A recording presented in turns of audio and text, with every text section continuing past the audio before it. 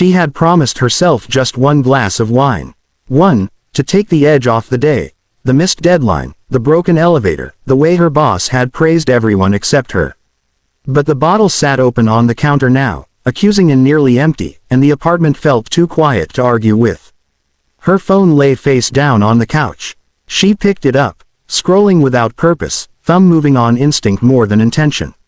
Photos, old messages, names she rarely thought about anymore. Then his name appeared. The billionaire boss. She snorted softly. They'd met only once, months ago, at a charity fundraiser she'd attended on behalf of her company. He'd worn an unassuming dark suit, no flashy watch, no entourage. Still, everyone had leaned toward him as if gravity worked differently around men like that. He'd spoken to her like she mattered, asked real questions, listened to the answers. That alone had made him memorable. The wine warmed her cheeks, loosened the tight knot behind her ribs. "What are you doing, Elena?" she thought, but the thought floated away before it could anchor. Her fingers hovered over the screen. She didn't open a new message, didn't want to think too hard. She just tapped his name. 3 letters, a space, 2 more. "You up." She stared at it, breath caught, pulse suddenly loud in her ears. It looked smaller than it felt. Harmless, ridiculous. She laughed, a quiet, breathy sound, already reaching to delete it. But the phone buzzed in her hand. Sent. "Oh no, no, no, no," she whispered, fumbling, but it was too late. The little checkmark glowed like an accusation. Her heart raced, embarrassment crashing over her in a hot wave. A billionaire CEO receiving a drunk text at midnight from a woman he barely knew. Mortifying. She tossed the phone onto the couch as if it might burn her. He won't answer, she told the empty room. He probably won't even see it. The wineglass tipped, spilling red across the table. She didn't bother wiping it up. Instead, she curled into the couch, exhaustion finally winning. As sleep pulled her under, one last thought flickered through her mind. Unwanted, impossible, hopeful.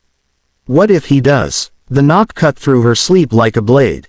Not a dream knock, the kind her mind sometimes invented, but sharp, deliberate, and close. Elena groaned, burrowing deeper into the couch, until it came again. Louder this time, insistent. Her eyes snapped open. Gray light leaked through the curtains, dawn pressing against the windows. Her head throbbed, mouth dry, the faint smell of spilled wine hanging in the air. For one hazy second, she thought she'd imagined the text. That it was just another bad decision fading with the night. Then her phone lit up. No missed calls, no replies, just the time. 6:12 a.m. The knock came again. Her heart stuttered. Who knocked like that at dawn? No one she knew. Panic crept in, slow and cold. She slid off the couch, bare feet touching the floor, and padded toward the door. Each step felt too loud. "Who is it?" Her voice came out rough. "Me," a man said calmly from the other side. That voice. Her stomach dropped. She unlocked the door before she could talk herself out of it. The hallway light spilled in, and there he was, standing exactly where she'd imagined him not being. Dark coat, hands relaxed at his sides, hair slightly rumpled as if he hadn't slept either. For a moment, neither of them spoke. "You came," she said finally, stupidly. "You texted," he replied, just as simply.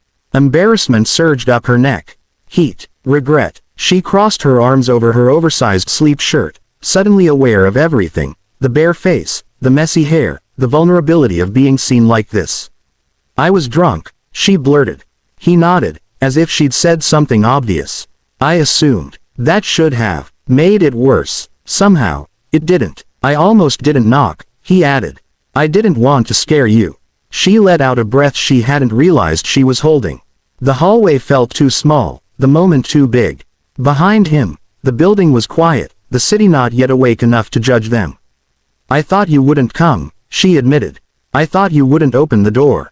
A beat of silence stretched between them, charged and fragile.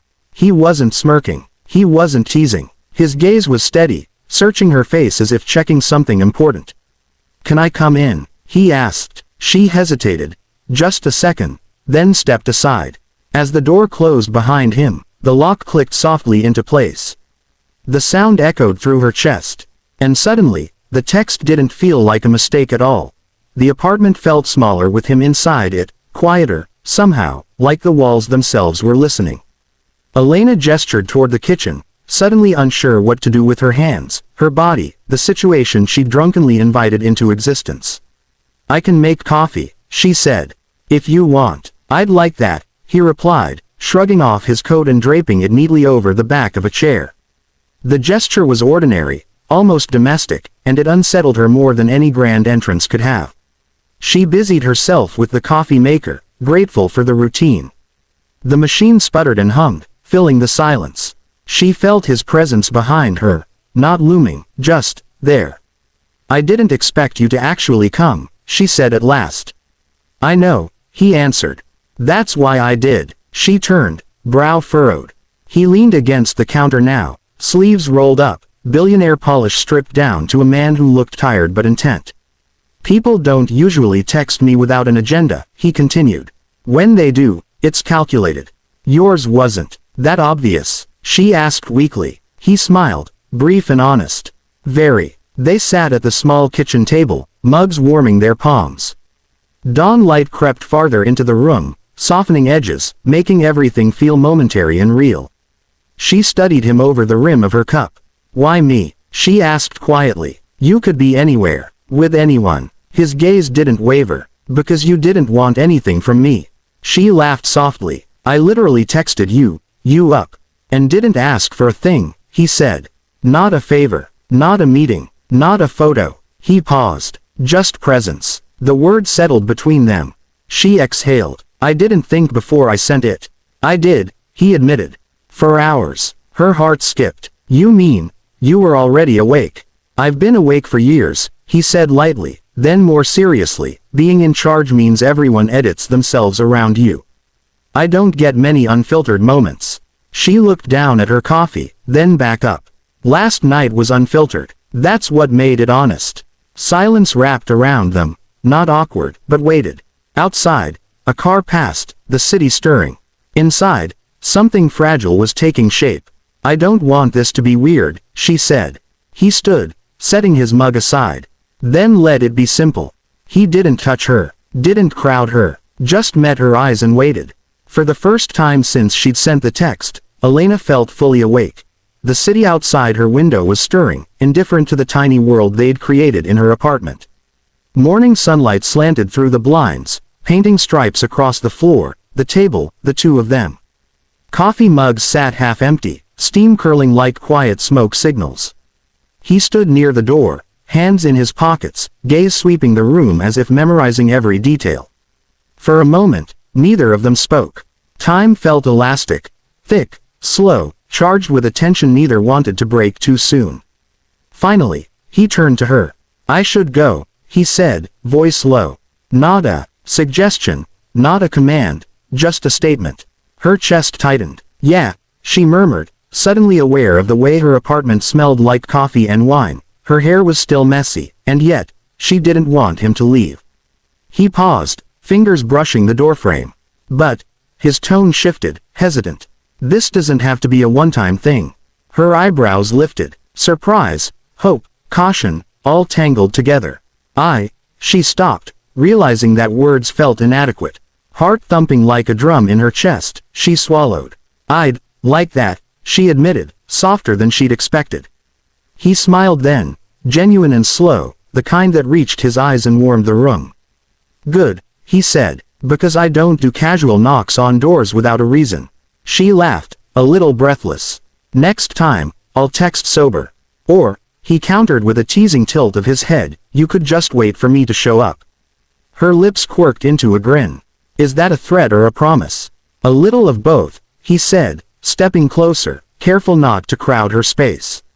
There was a quiet confidence in him now, stripped of boardrooms and power lunches, the world's expectations left at the door. For a long moment, they just looked at each other. No plans, no expectations, just the recognition that something rare had started here. Something uncalculated, unscripted, and entirely theirs. He finally moved toward the door, hand on the handle.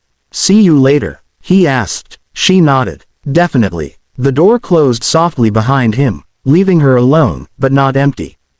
The morning sunlight felt warmer somehow, and for the first time in a long while, Elena felt like she could breathe. A text sent on a whim, a knock at dawn, and now, a choice. A choice she couldn't wait to explore.